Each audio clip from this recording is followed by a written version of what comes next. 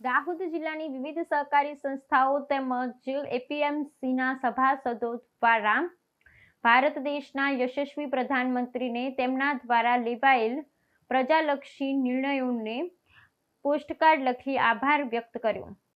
મારું નામ ગુજ્જર ગણપતભાઈ લક્ષ્મણભાઈ, ગામ કાળીગામ ગુજ્જર, તાલુકો ઝાલોદ, જિલ્લો દાહોદ।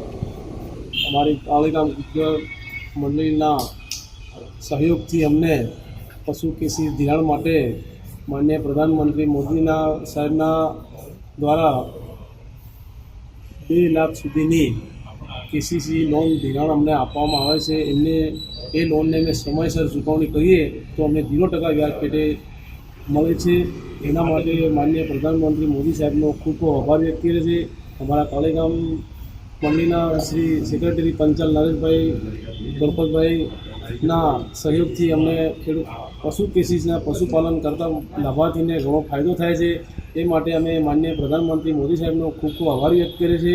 ખરેખર જીએસટી લાગુ થયા પછી આપણે એક ટેક્સ એક નેશનના સૂત્રમાં બંધાયા અને લગભગ દેશના દરેક લોકો એક ટેક્સ હેઠળ આવરી લેવાયા અને જે કંઈ લોકો ટેક્સના દાયરામાં નહોતા આવતા તે બધા ટેક્સના દાયરામાં આવ્યા અને આપણી આર્થિક આવક વધી। એ આર્થિક આવક વધવાની સાથે હવે એ આવકનો લાભ જનતા સુધી પહોંચાડવો જોઈએ એવું માનનીય વડાપ્રધાનશ્રીને અહેસાસ થયો અને ખરેખર એમને એ નિર્ણય લીધો। દરેક રાજ્યોના વડાઓ નાણામંત્રીઓને સાથે રાખી અને આપણા માનનીય નાણામંત્રીએ જીએસટી રિફોર્મ કર્યું। એ જીએસટીમાં જે વસ્તુ પર જે જનતાના પ્રજાના રોજબરોજની ઉપયોગની વસ્તુ છે એ બધી પર એમણે ટેક્સ 0% કરી દીધું।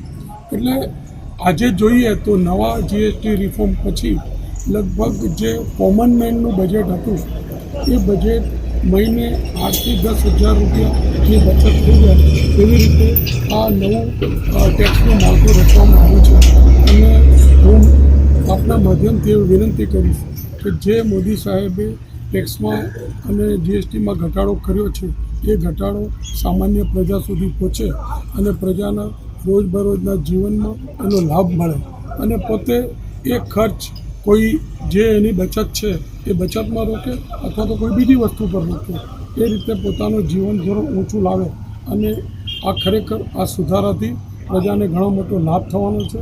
હું આપના માધ્યમથી માનનીય વડાપ્રધાનશ્રીનો, માનનીય નાણામંત્રીશ્રીનો, સરકારનો ખૂબ ખૂબ આભાર માનું છું અને વેપારી મિત્રોને વિનંતી કરું છું કે આ લાભ પ્રજા સુધી પહોંચતો કરજો તો આપનો પણ વેપાર વધશે।